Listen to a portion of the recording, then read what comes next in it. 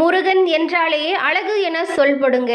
இவ்வளவு அழகு நிறைந்த முருகனுக்கு அறுபடை வீடுகள் இருக்கு. அறுபடை வீடுகளையுமே தனித்துவமான ஒரு கோவிலா கருதப்படுவது இந்த பழனி முருகன் ஆலயம்தான். நீங்கள் இப்போ பார்த்துட்டு இருக்கிற பதிவில் தெரிவது பழனி முருகன் கோவிலில் எடுக்கப்பட்ட தேர் தாங்க. உங்களுக்கு முருகப்பெருமான் பிடிக்கும் என்றாலும் அறுபடை முருகனுக்கு அரோகரா போற்றி அப்படின்னு 3 முறை பதிவிடவும் செய்யுங்க.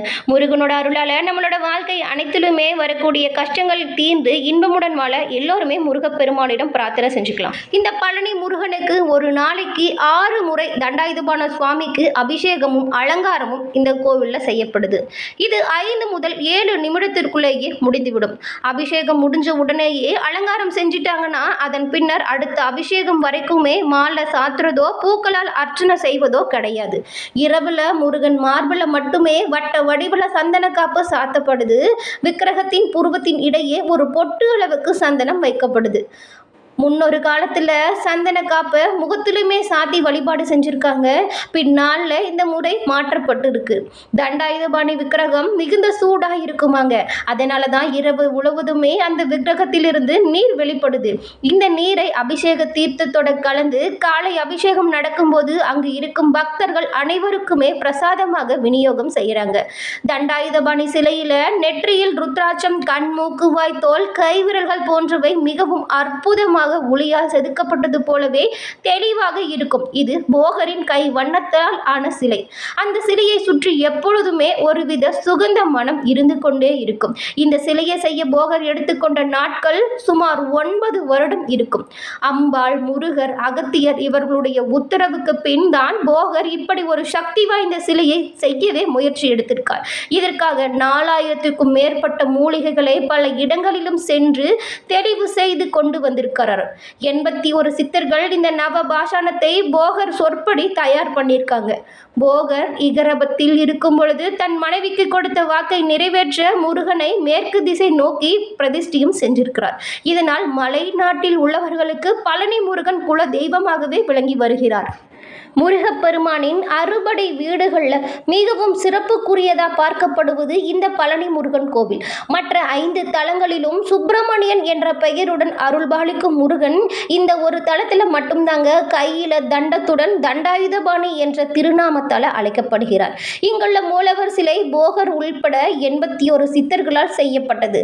பழனி தவிர தமிழகத்தில் கொடைக்கானல், சிவகங்கை, தேவிப்பட்டினம் ஆகிய இடங்களிலும் நவபாசான சிலைகள் இருக்கு. பழனி கோவிலில் இருக்கும் மூலவர் சிலை பலவிதமான மூலிகைகளை கொண்டு போகர் கையால் செய்த சிலையாக பார்க்கப்படுது. பாஷாணம் என்பது விஷத்தன்மை கொண்ட பொருள் என்பதற்கு அர்த்தம். 9 வகையான விஷத்தன்மை கொண்டது. இந்த விஷத்தன்மை கொண்ட பொருட்களை பிரதானமாக வச்சு செய்யப்பட்டதே நவபாஷாண சிலையாக இருக்கு. பாஷாணம் என்பது மொத்தம் 64 வகை உள்ளது. இவற்றில் நீலி என்ற பாஷாணம் மற்றும் 63 வகையான பாஷாணங்களின் நச்சுத்தன்மையையும் முறித்துவிடும் தன்மை கொண்டதாய் கருதப்படுது. பழனி முருகன் சிலையில் சேர்க்கப்பட்டுள்ள 9 பாஷாண பொருட்களுக்குமே ஒவ்வொன்றுக்கும் நவ கிரகங்களோடு தொடர்புடையது அப்படின்னு உங்களால் சொன்னால் நம்ப முடியுமா? உண்மைதாங்க. ஒவ்வொரு பொருளுமே ஒரு நவ கிரகத்தின் தன்மையை கொண்டிருக்கு. இதனால தான் பழனி முருகனை வழிபட்டால் நவ கிரகங்களையும் வழிபட்ட பலனை பெற முடியும் அப்படிங்கிறது ஐதீகமாக இருக்குது. நவ கிரகங்களின் தோஷங்களும் பழனி முருகனை சென்று வழிபட்டால் நீங்கிவிடும். பழனி தண்டாயுதபாணி சிலைக்கு ஒரு நாளைக்கு 6 முறை அபிஷேகம் நடக்குது. நல்லெண்ணெய், விபூதி, சந்தனம், பஞ்சாமிர்தம் ஆகிய 4 பொருட்கள் மட்டுமே சிலை முழுவதும் படும் வகையில் அபிஷேகத்திற்கு பயன்படுத்தப்படுது. மார்கழி மாதத்தில் மட்டும் பன்னீர், பால் கொண்டு அபிஷேகம் நடத்தப்படும். ஒரு அபிஷேகம் என்பது 5 முதல் 7 நிமிடங்கள்ல முடிஞ்சிடும். ஒரு முறை அபிஷேகம் அலங்காரம் முடிஞ்சா மீண்டும் அடுத்த அபிஷேகம் நடைபெறும் வரைக்குமே இந்த சிலைக்கு மாலை அணிவிப்பதோ அர்ச்சனை செய்வதோ வழக்கத்தில் இல்லை. ஆண்டி கோலத்தில் பக்தர்களுக்கு அருள்பாலிக்கிறார் பழனிமலை முருகன்.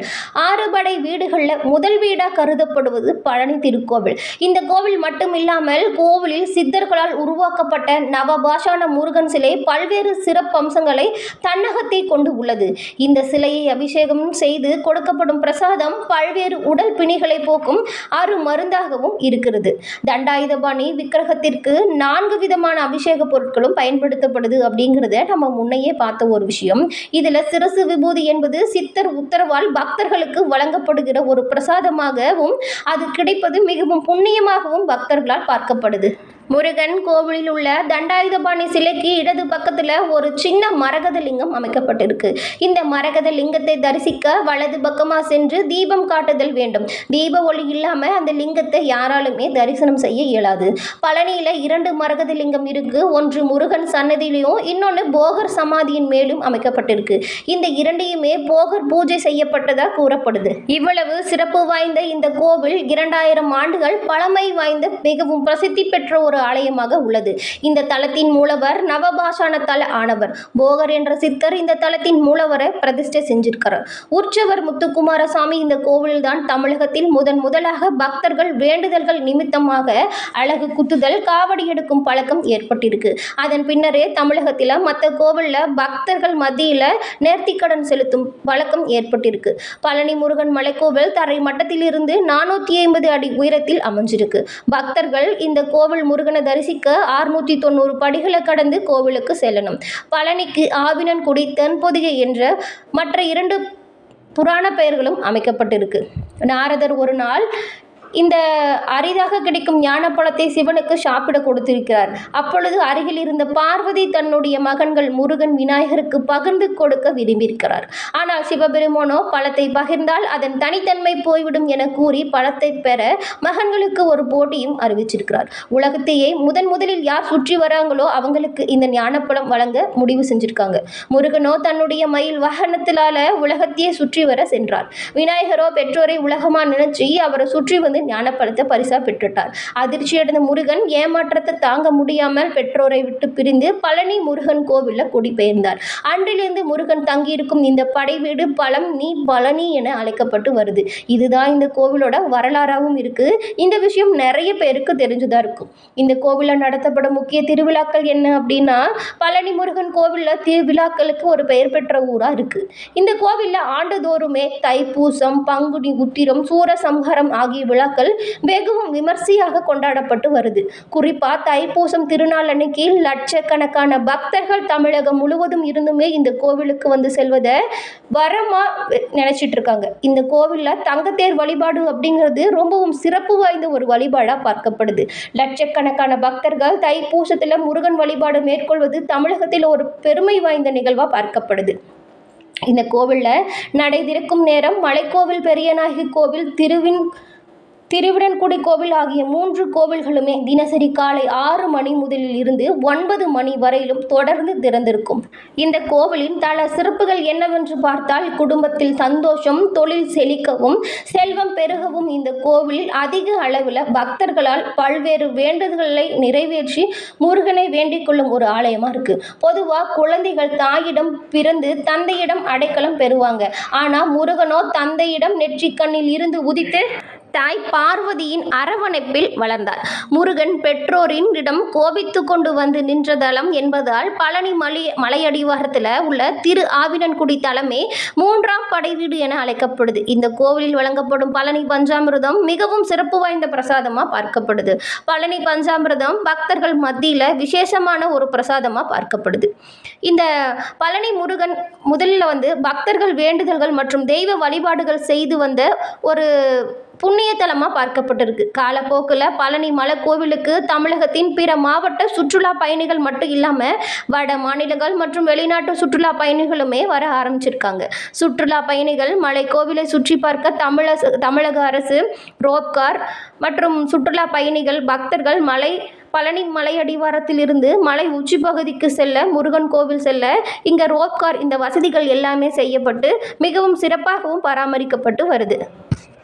இந்த கோவிலில் உள்ள முருகனுக்கு தண்டாயுதபாணி என பெயர் வர காரணம் என்ன அப்படின்னு பார்த்தா, இடும்பன் என்பவன் அகத்தியரின் உத்தரவுப்படி சக்திகிரி, சிவகிரி என்ற 2 மலைகளை தென்பொதிகைக்கு எடுத்து செல்கிறான்.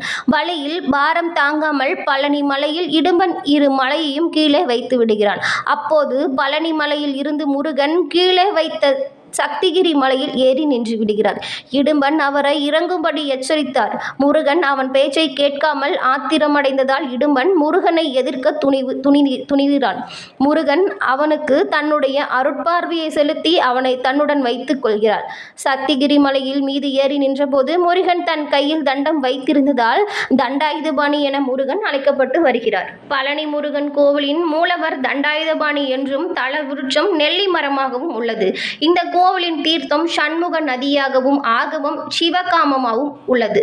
புராண பெயர் இந்த கோவிலுக்கு திரு ஆவினன்குடி என்று உள்ளது. தற்பொழுது பழனி என அனைவராலும் சொல்லப்பட்டு வருது. இந்த கோவில் தமிழகத்தில் திண்டுக்கல் மாவட்டத்தில் அமைஞ்சிருக்கு. என்ன நண்பர்களே, நாம இன்னைக்கு இந்த பதிவில் பழனி முருகனின் சிறப்பு என்ன, கோவிலின் வரலாறு என்ன அப்படிங்கிற பழனி கோவிலை பற்றின முழுமையான தகவலையுமே உங்களுக்காக இந்த பதிவில் நாங்கள் சொல்லியிருக்கோம். இந்த பதிவு நீங்கள் பயன்பெறும் வகையில் அமைஞ்சிருக்கும்னு நினைக்கிறோம். இந்த பதிவு பிடிச்சிருந்தா லைக் பண்ணுங்க, ஷேர் பண்ணுங்க, கமெண்ட் பண்ணுங்க. நம்மளோட சேனலை நீங்க இப்பதான் ஃபர்ஸ்ட் டைம் பாக்குறீங்கன்னா மறக்காம சப்ஸ்கிரைப் பண்ணி வச்சு கூட வர பெல் ஐக்கானும் கிளிக் பண்ணி வச்சுக்கோங்க. மேலும் உங்களுக்கு பழனி முருகன் பிடிக்கும் என்றாலும் அறுபடை முருகனுக்கு அரோகரா அப்படின்னு 3 முறை பதிவிடவும் செய்யுங்க. முருகனின் அருளால் உங்களோட வாழ்க்கையில இன்பங்கள் அதிகரிக்கவும் துன்பங்கள் விலகி மகிழ்ச்சியுடன் வாழவும் நாங்க முருக பெருமானிடம் பிரார்த்தனையும் செஞ்சுக்கிறோம்.